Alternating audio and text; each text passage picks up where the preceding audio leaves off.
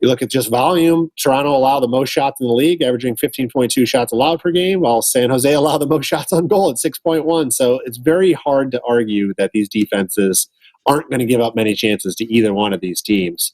The interesting part about San Jose is that while their defense obviously very, very bad, their offense has actually been pretty good. They generate 1.42 expected goals per game, which ranks right in the middle of the table. And they create 13.8 shots per game, which actually ranks fifth in the league, and 4.5 on goal, which ranks ninth. So it's not their offense that's a problem this season. It's definitely their defense. Toronto, it's probably a little bit of both.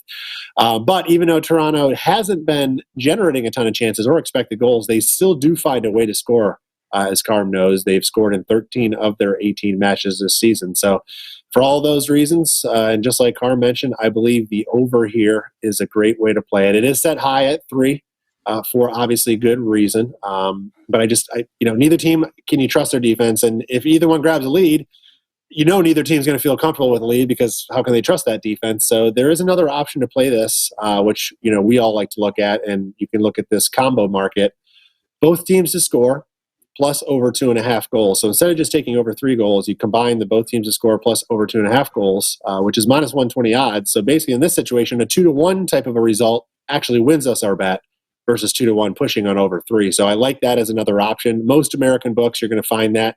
DraftKings, for example, you go to game parlays, and then you choose the both teams to score /total tab.